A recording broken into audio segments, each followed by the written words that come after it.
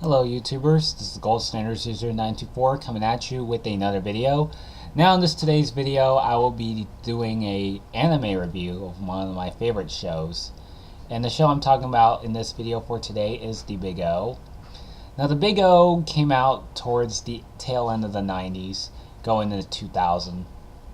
The show was originally going to run for 26 episodes, but because of the low ratings in Japan, the episode count had to be spliced in half. Therefore, being the show was only ran for about 13 episodes. And once Japan ended the show, it was sent over to other countries, notably here in the United States. Aired on Cartoon Network as part of the Toonami block, and because of the show's immense popularity overseas, the show ordered another 13 episodes with season 2, and basically the same episode count for another 13 episodes, therefore combining it into 26, which was pretty much the original count for when the show was originally premiering. And and the show was supposed to also go for a third season as well, but the lack of good DVD sales and basically the low viewership, that's where kind of the show got canceled. And that's basically a brief information on the show's TV run. Now, basically for the show itself, the story centers around Roger Smith, who is kind of the protagonist of our show. He's the top negotiator of Paradigm City, and he pretty much investigates the lives of ordinary people who have lost their memories from 40 years ago, and they don't really remember much about their past, how they were born and what their purpose in life was. And it does kind of have like the apocalypse type of feel to it. Um, they have one of those domes that surround the city. Like the poor people live on the outside and the rich people live on the inside, sort of thing. But I mean, this show, I guess you could say it's kind of more of a futuristic timeline, but they don't really specify the timeline specifically, like what year. But although they do kind of, I guess you can infer, like in the episode Heaven's Day, which is kind of like a Christmas episode. So basically, I guess I could maybe imply that the show took place during around the winter season, but or at least the autumn. But there isn't really like a exact specific. They don't really specifically directly say like which time of the year it is or something, but they do, of course, mention the city that the show takes place in, and that's Paradigm. In the pilot episode, Roger Smith meets up with Dorothy Wainwright, who actually was shown as being the kidnapper from Two Thugs. And basically, Roger Smith eventually rescues Dorothy, and later on in the first episode, it reveals that um, Roger notices that Dorothy is actually a android, duplicate of the deceased counterpart, and basically she was an android based on her deceased counterpart created by Timothy Wainwright, who's Dorothy's grandfather, and and he also had a scientist also contributing along with the work. His name was Milgo Sodano, who's a scientist, and they both kind of used the union to get the funds to help create the android version of Dorothy Wainwright. And not to get mixed up with the other Dorothy Wainwright, they put the R in her initials, which means robot. And excuse me. So basically, in the first episode, Soldano eventually gets killed, and you don't really actually see him actually getting killed, but it was implied that he was killed by one of those two thugs from the beginning of the first episode. And then subsequently, there was an explosion in the lab that takes Soldano with it, and basically because Dorothy doesn't really have anywhere to live, um, she moves in with Roger Smith and his butler Norman, not to get mixed up with the Alfred Butler from the Batman series. So that's really how the pilot episode sets up. Now, the first season was kind of more of a series of standalone episodes. Just kind of getting a somewhat a basic background of the different characters in those particular episodes, even some one-off characters as well. So basically, as a negotiator, Roger Smith basically looks kind of visits at people who have kind of experienced how they managed to cope with the way they lost their memories and how they would keep on living in terms of like the present and the future. So they don't really know about their past, but they know about what they're doing now and what they could do that could affect the future. So that's really his kind of his purpose for Roger Smith's kind of his occupation as far as being top negotiator goes. We also get to see some other characters as well, like Angel, Norman, Dan Daston, who's kind of like the military chief of Paradigm City, kind of more like rescue, just kind of like a backup police officer, or just someone who's kind of in charge of an organization that protects Paradigm City from any threats or any sort of terrorist threats, or even big attacks like the Megadeuces, because the Megadeuces are like one of those giant robots that are in the series that are kind of like used for combat. And Roger Smith eventually does have a Megadeus for himself, which is known as the Big O. And so yeah, I mean the Megadeus really plays a big factor in this series. And Rogers, I want to get to before that. I want to get to like how more of the main characters in the series. You have Roger Smith, who's like I said, it was more than just being a negotiator, and he was portrayed by Stephen Bloom, and he's done a lot of voice acting for a lot of other anime series. He's done Cowboy Bebop.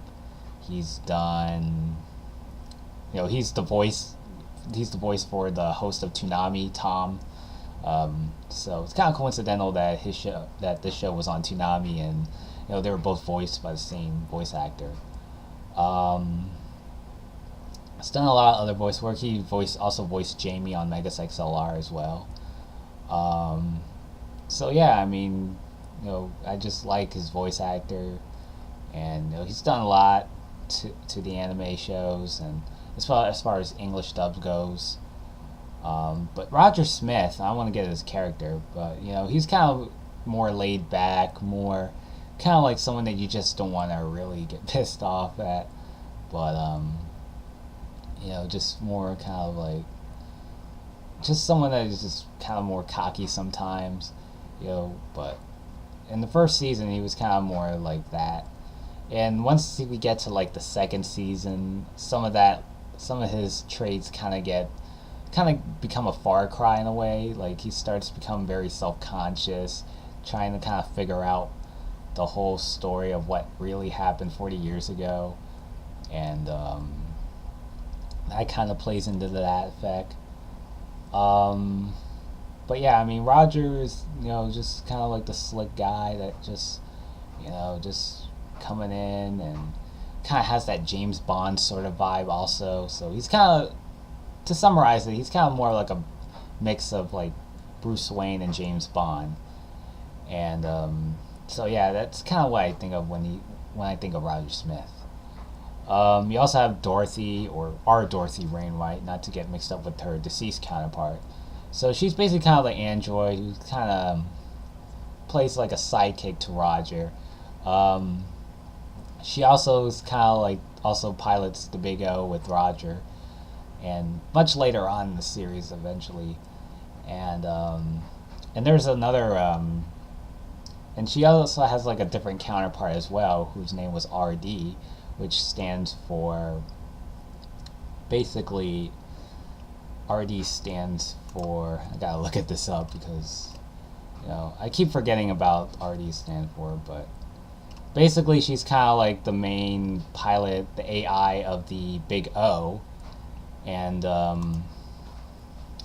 so basically she kind of has this kind of psychotic look on her, and just kind of like a really deep side to Dorothy, but just kind of more menacing. Um, so yeah, I mean, her power kind of gets. RD stops hunting Roger Smith when Roger figures out how to kind of unlock the Big O's secret power, and basically, she does have. They kind of did hint about the whole two Dorothys thing, and basically it kind of unfolds to that. But it's actually explained that Dorothy actually her circus got haywired, and I believe that's how it really unfolded. But correct me if I'm wrong. Um, so yeah, I mean, she's kind of like the pilot to the Big O, and and she also kind of develops a relationship with Roger Smith later on too. Um, so that's kind of a their relationship kind of really plays a big part in that series. Um, and you also have Angel, who's kind of like basically kind of like an undercover sort of person. She was actually voiced by Wendy Lee, who a lot some people may know her as providing the voice to Alpha 5 on the original Power Rangers series. She's also done a couple of other anime series, like Outlaw Star, and she played Kiva on Megas XLR, which also starred Stephen Blum, who also they kind of worked together on other shows as well, along with Cowboy Bebop.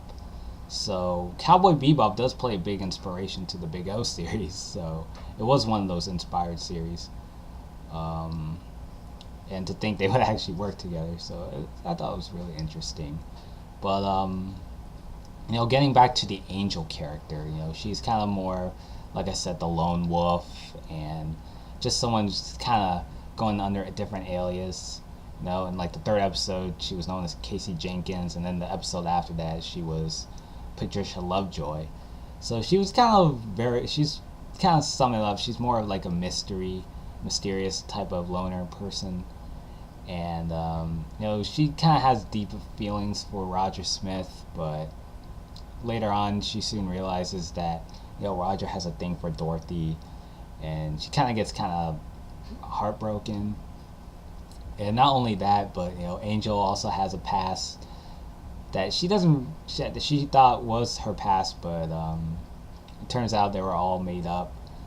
Basically, as a kid, Angel lived with her mother, who was kind of raised her as a kid, and she kind of describes on why her name was given Angel.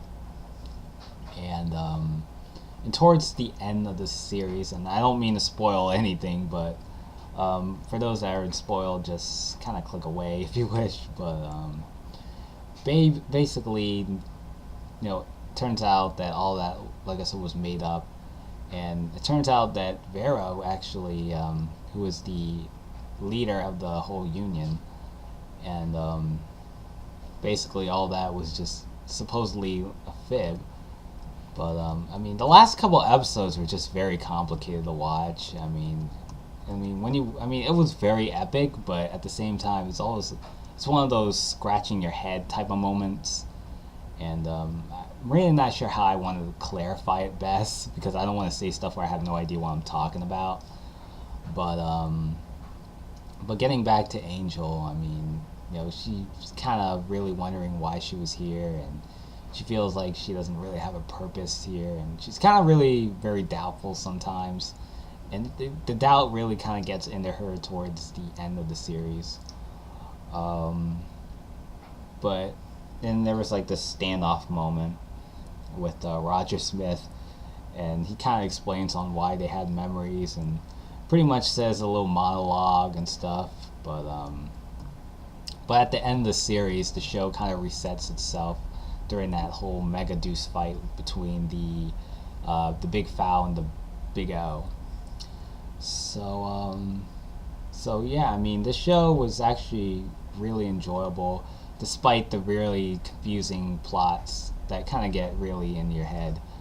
Um, the show gets kind of criticized because of how much inspiration the show had from other series.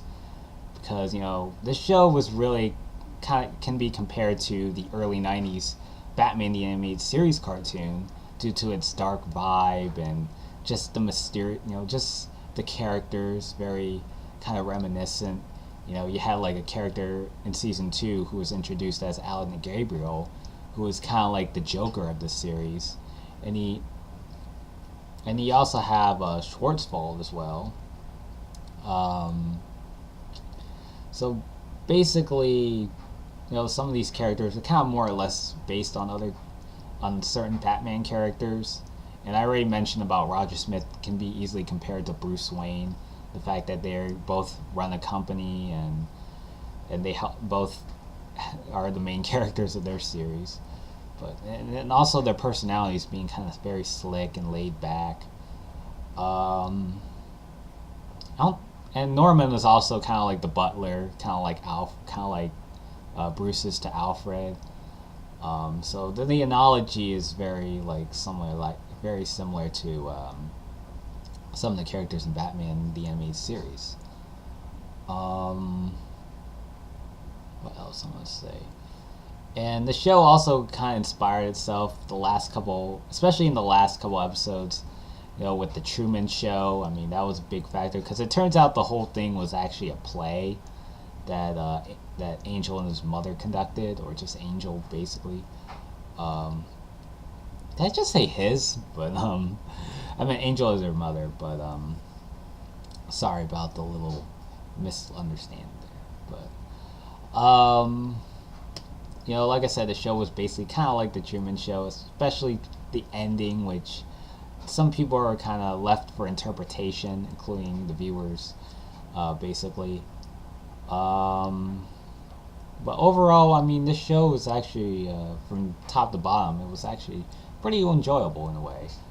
But unless you're a really big mechanic fan, or if you like shows that are kind of very similar to maybe like the Batman cartoon, I think you'll like this show. But some people might not like it just for kind of like a very deep tone and stuff.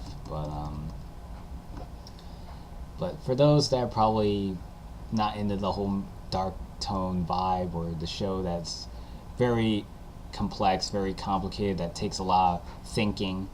I mean, if you're not into that stuff, then I guess that's fine. But to me, the show, I'm not the biggest the whole mecha anime type of fan.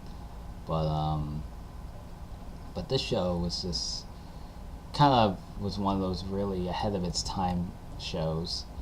And it's kind of really a shame that I don't really see a lot of that going on, especially in this day and age, with the new anime that comes out. But this show was actually really, really enjoyable, despite the whole mind-boggling that goes on sometimes. Like, you have to like rewatch a scene, and basically like going the second season, it takes more of a story arc approach. So yeah, I mean, it can be really complicated sometimes. But overall, Big O, is a really enjoyable series, like I said, and I highly recommend it if you're really into these type of mechanical anime shows, or if you're into like a show like Batman the Animated Series. Give it a go. But that's just my suggestion. But that's it for this video. Till next time, this is the Gold Standard 00924 signing out.